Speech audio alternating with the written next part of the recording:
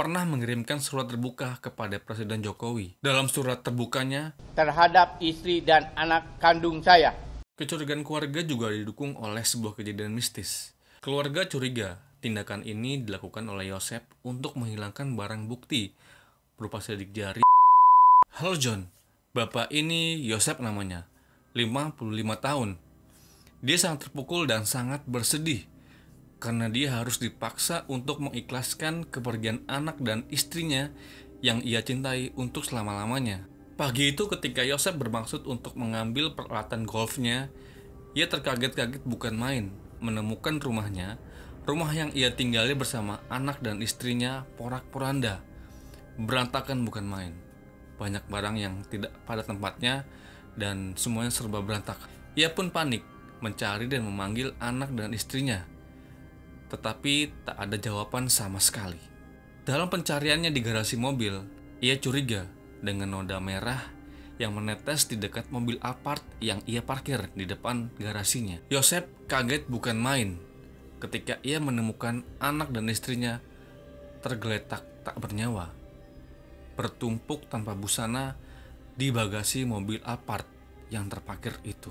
Ditemukan pula bekas luka, bekas penganiayaan di sekujur tubuh korban. Dengan rasa panik dan galau, segera Bapak Yosep melaporkan kejadian ini ke pihak kepala desa, ke pihak keluarga, dan tentu aja ke pihak kepolisian, John. Tanggal 18 Agustus 2021 adalah tanggal kelam bagi Bapak Yosep, karena dia harus kehilangan orang-orang yang ia cintai untuk selama-lamanya.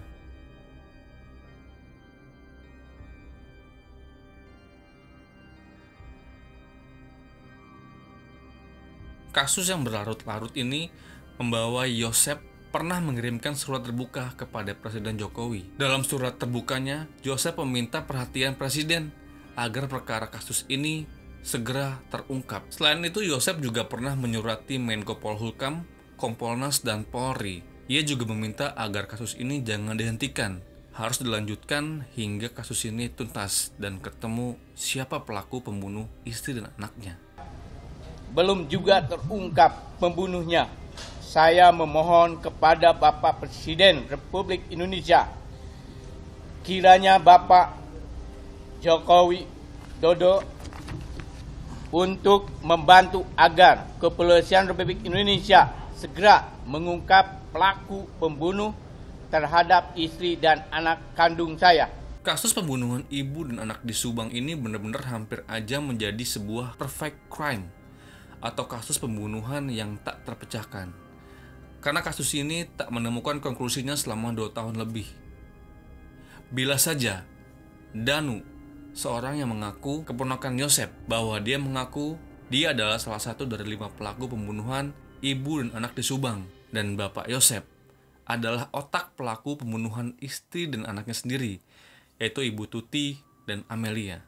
Menurut keterangan dari Danu, kejadian keji itu Yosep dibantu oleh Mimin, yang adalah istri muda Yosep, serta Arigi dan Abi, 2 anak Mimin, serta Danu. Saat videonya diupload, kasus ini belum aja selesai, karena pihak penyidik masih mengumpulkan barang-barang bukti yang dikumpulkan di TKP, dan masih ada beberapa sangkalan dari tersangka kasusnya dari Ibu Mimin, yang menyangkal bahwa dia, Bapak Yosep, Arigi, dan Abi bukanlah pelaku dalam kasus ini. Mimin dibantu oleh tim kuasa hukumnya.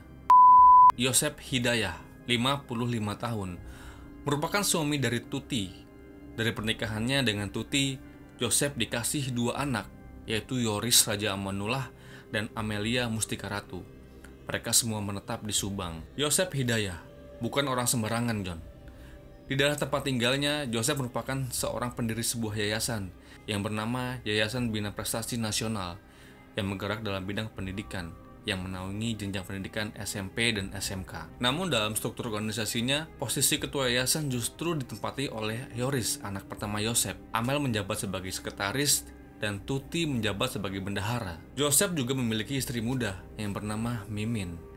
Mimin mempunyai 2 orang anak laki-laki dari pernikahan sebelumnya, yaitu Arigi dan Abi. Pada tahun 2009, Mimin pernah menjabat sebagai bendahara di yayasan milik Yosep.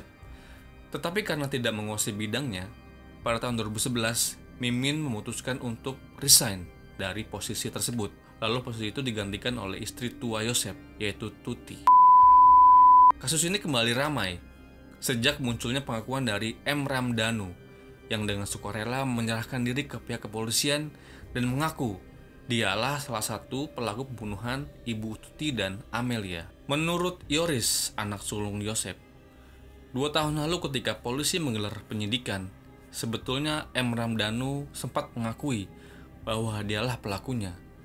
Namun karena dia masih ragu dan dia pun akhirnya mengurungkan atau menarik kembali pernyataannya dengan tidak menandatangani BAP polisian. Baru pada bulan Oktober tahun ini, 2023, segala laporan Danu dan segala pengakuan Danu atas kejahatan itu diterima oleh pihak kepolisian. Danu sendiri adalah keponakan dari Yosep. Dia anak angkat dari Ida yang memiliki tali persaudaraan dengan Ibu Tuti, almarhumah. Danu diasuh sejak masih bayi oleh Ida. Walau dia tahu siapa sebenarnya orang tuanya, tetapi Danu lebih memilih untuk hidup dengan Ida yang sudah sangat baik kepada dirinya. Sebelum melakukan pengakuan atas perbuatannya, Danu banyak curhat atau berdiskusi dengan pihak keluarga besar Danu. Dan setelah mendapatkan banyak support, barulah Danu memberanikan diri untuk melapor dan mengaku ke pihak penyidik. Danu bersujud sambil meneteskan air mata dan memohon maaf, menyesali segala kesalahannya kepada Lilis, kakak kandung korban Tuti. Dan Danu berjanji akan berterus terang tentang apa yang ia lihat dan akan berkata sejujurnya tentang kejadian tersebut kepada pihak penyidik. Dalam pengakuannya, Danu memberikan informasi bahwa Yoseplah otak dari pembunuhan Ibu Tuti dan Amelia yang jenazahnya disimpan dalam mobil Alphard. Di malam sebelum Yosep dan pelaku lain merencanakan perbuatan keji tersebut, Yosep menyuruh Danu menyiapkan sebuah golok tanpa pikir panjang, dan karena Danu merupakan orang yang ringan tangan, dibawalah benda itu ke TKP atau kediaman Yosep. Golok yang disiapkan itu dipakai Yosep untuk menghabisi nyawa Tuti. Tuti dieksekusi ketika Tuti sedang tidur.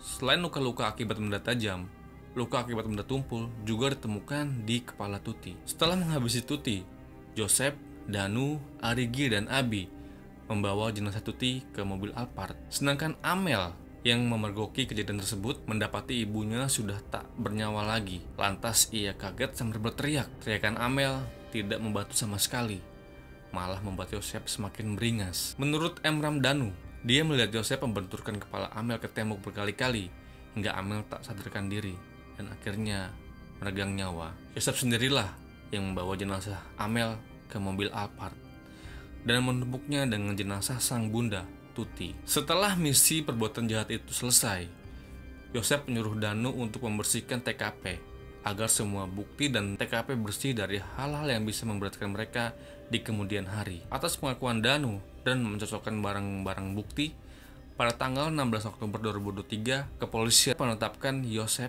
Mimin, Arigi, dan Abi serta Danu sebagai tersangka. Lalu pada tanggal 17 Oktober 2003, polisi melakukan penggerebekan ke rumah Mimin untuk meringkus Yosep. Polisi mendobrak rumah Mimin dan berhasil meringkus Yosep dan segera digelandang ke Mapolda Jabar. Dalam kasus ini, polisi hanya menahan Yosep, sedangkan Mimin beserta kedua anaknya tidak ditahan. Kasus ini menjadi kasus yang tak terpecahkan selama kurang lebih 2 tahun.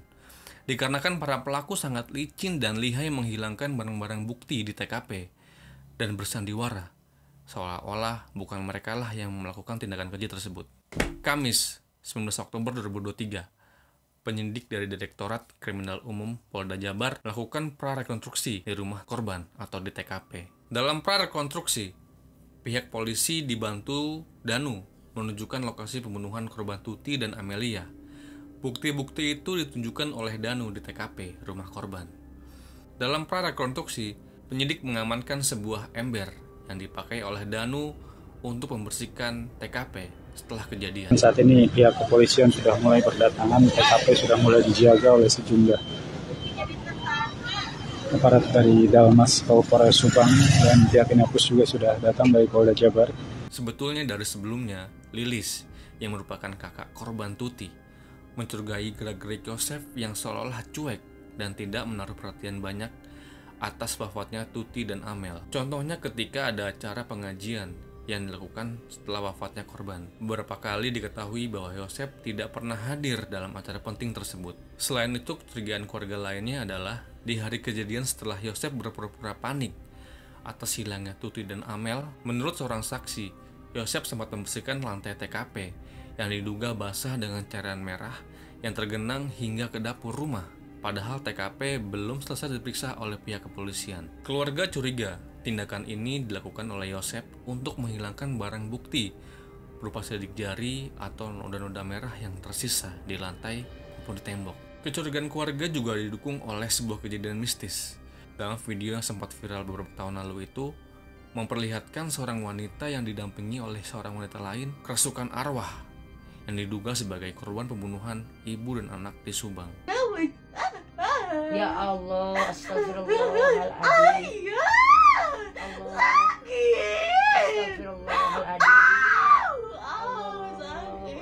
Bahkan Yoris pun sempat mengatakan bahwa cara menangis wanita yang kerasukan arwah itu persis sama dengan cara Amel menangis ketika Amel masih hidup. Selain itu, Yoris juga mengungkapkan, ia menduga bahwa motif kasus ini adalah urusan yayasan. Pasalnya, 2 hari pasca ibu dan adiknya meninggal, bapaknya, Yosef, memberitakan Yoris untuk mencarikan uang yayasan dan menyuruh Yoris untuk menjadi bendahara yayasan. Dan setelah beberapa bulan dari peristiwa pembunuhan tersebut, Yoris dinonaktifkan sebagai ketua yayasan. Dalam posisi seperti ini, Yosef bisa dengan leluasa mencarikan dana yayasan.